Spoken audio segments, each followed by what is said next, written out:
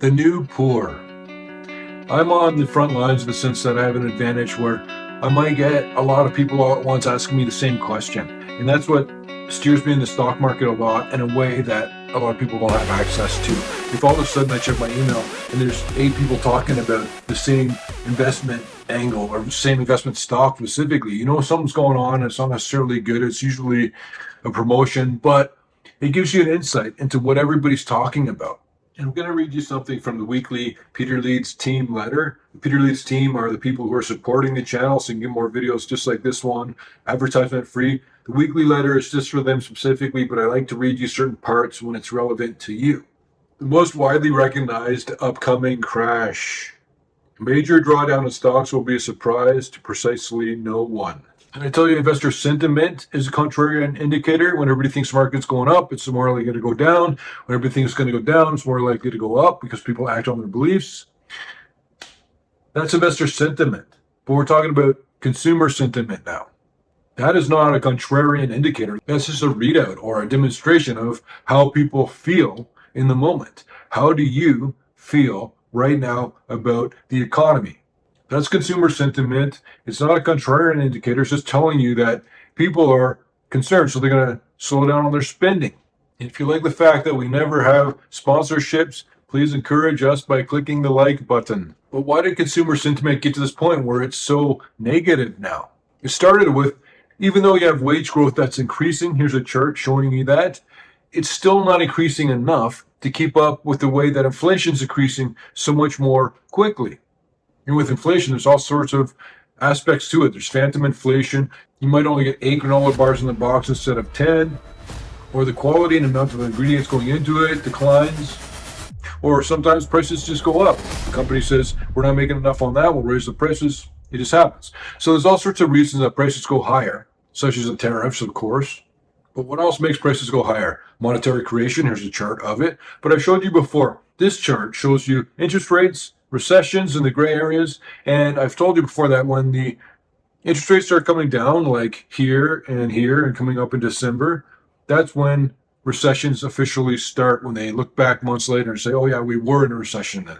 It would be weird if we were not in a recession right now. There's certain pockets of the economy that are in recession, but this is what allowed the debts to balloon so quickly. For your debt, your company's debt, the federal government's debt, the interest rates were so low, so it's basically you walk into your bank and you say, can I have $100,000? Like, sure.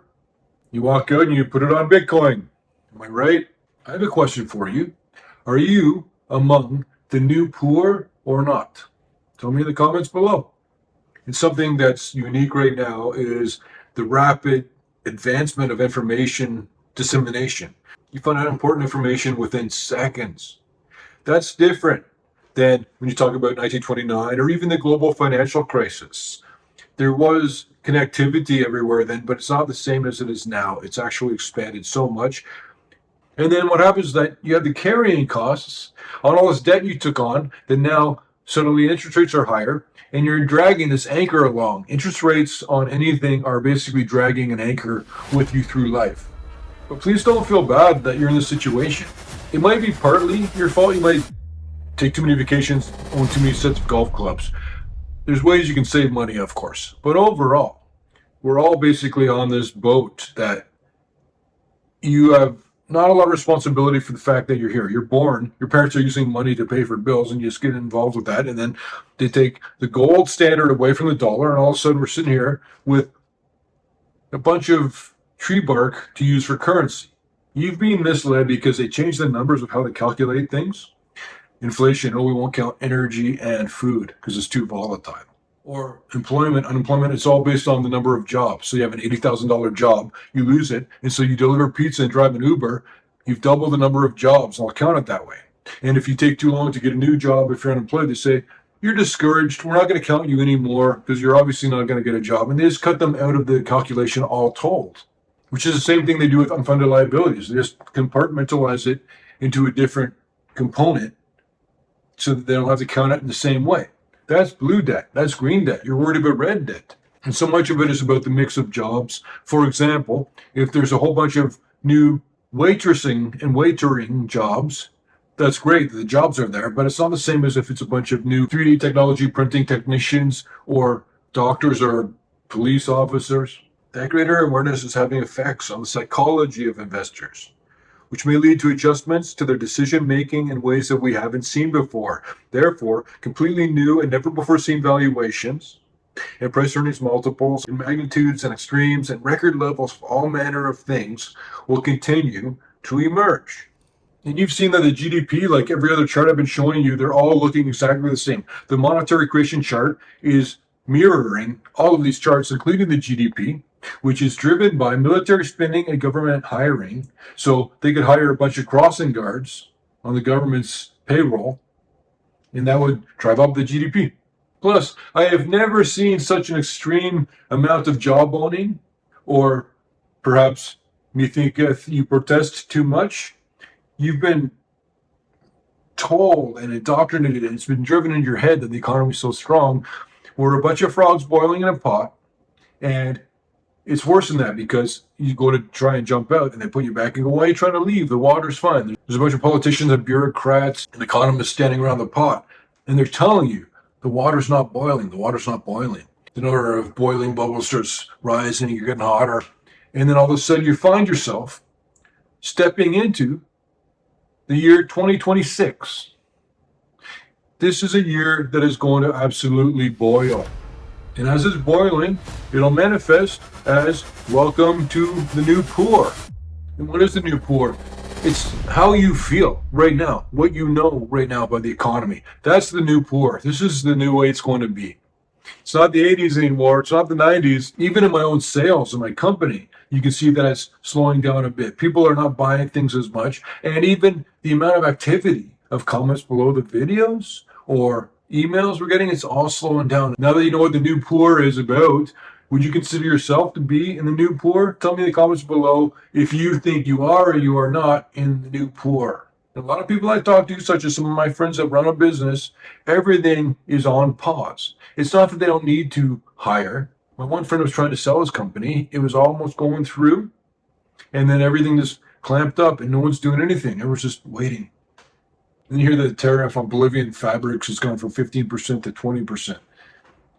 Nobody's going to make a move until all this stupid clears out.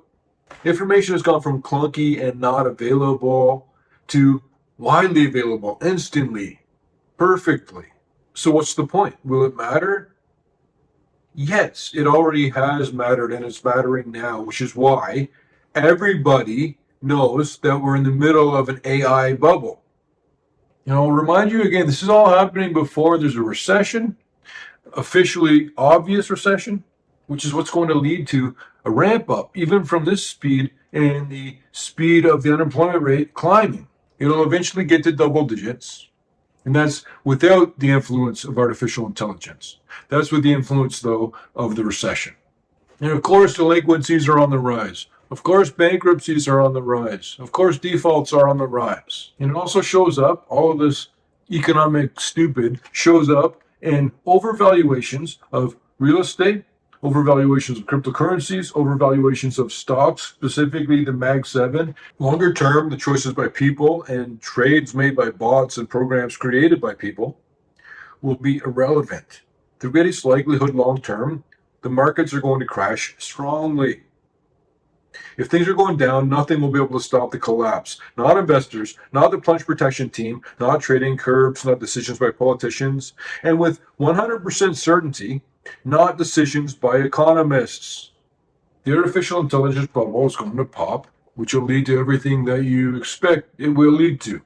All the while, consumer sentiment just keeps on tumbling and tumbling and tumbling down. This is at a time when oil prices are still under control. They're at a really low price right now. And people will look at oil prices and they'll compare it to a long-term chart. Way long ago it was at that price, and they say, well, look at it now.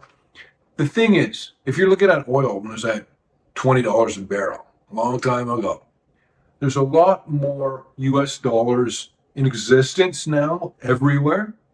So it's only natural, if oil stayed relatively the same value, that it would be trading at a much higher price now than it used to.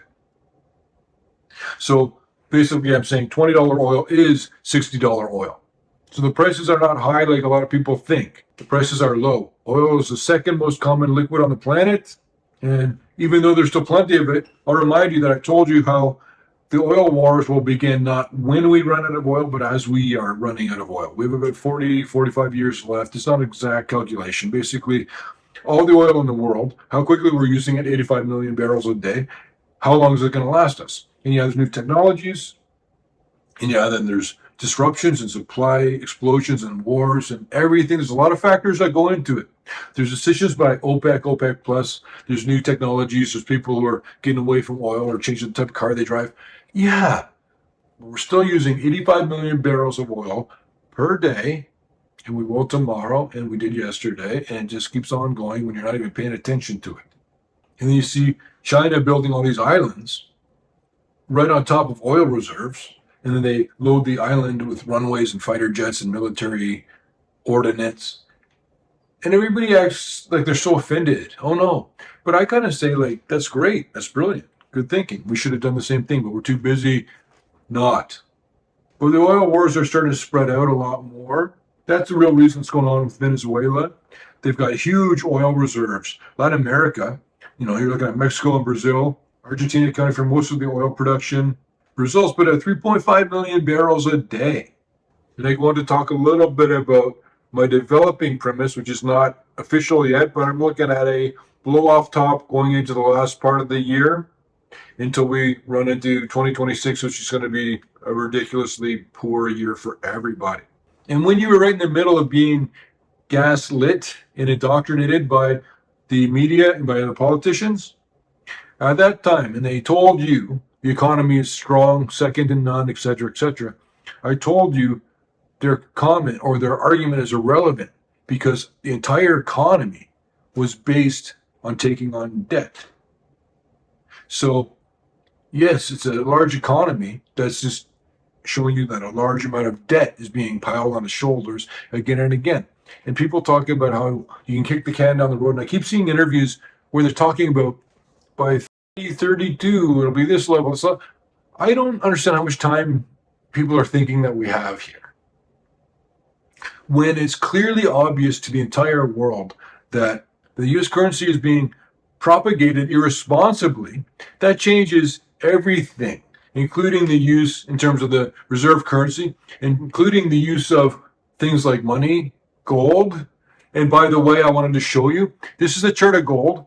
Now I'm going to invert it or reverse it, and you could look at that, and that is a chart of the US dollar, theoretically.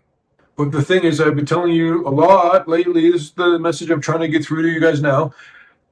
The debt is extreme, it's ballooning, but it has just recently shown that it's going to accelerate. It's climbing even faster now. And if it was just the debt, that would be one thing, but it's about 8 things all at once. The GDP, the price of gold, the price of stocks, the price of cryptocurrencies, the price of real estate. Everything is following the amount of liquidity, the amount of monetary creation. As it all suddenly accelerates, that's the sign where you just basically say, good luck, everybody. Picture this world, only with higher prices than you're seeing now, fewer people employed. There's a complete retreat from discretionary items and luxury items. Nobody's taking vacations anymore. People aren't going out to dinner, even to fast food, as much anymore. I'm just saying people won't have as much spending money in any regard. And the smart people are actually the ones who are not going out to dinner. You're saving up right now, just right now. There'll be a time you can live it up. This is not that time. And when nobody's going to your chiropractor or your restaurant, there's employees that then don't get paid. Maybe you don't hire as many. And also those employees then are in the environment also buying their lunch or taking their car to the mechanic. It's all one thing. It all plays in together. And as a speculation, as you've seen, has already begun now, starting to shrink. You're going to see pressure on cryptocurrencies, anything speculative, including stocks. But my premise is leaning towards a blow off top. So we might have more upside first. I do not know. But the US dollar is going to have a crisis. It's going to decline tremendously with or without a revaluation. There's a talk about revaluation of gold, where gold will suddenly go to 20,000, 40,000, who knows? it would be logical for them to do that with or without any kind of revaluation, which is actually just a devaluation of the dollar. Price of gold and precious metals will continue to climb. The wealth effect that everybody's got from real estate doing well and from cryptocurrencies doing well and stocks doing well, that wealth effect is melting so quickly right now. And the hardest part is that there's a whole bunch of people there who are mistaking a bull market for brains, trying to tell me and tell everybody what's going to happen, how things are going to go, but they don't know. Now that you know what the new poor is about, would you consider yourself to be in the new poor? Tell me in the comments below if you think you are or you are not in the new poor. And I asked artificial intelligence, what's the biggest financial challenge you have right now? And here's the answer. Biggest financial struggle is debt and spending all your money and other people's money on things or wants instead of needs. Living paycheck to paycheck or beyond paycheck to paycheck, you're living a lie, trying to fill an emotional hole that can never be filled with things. Hey, artificial intelligence, take it easy.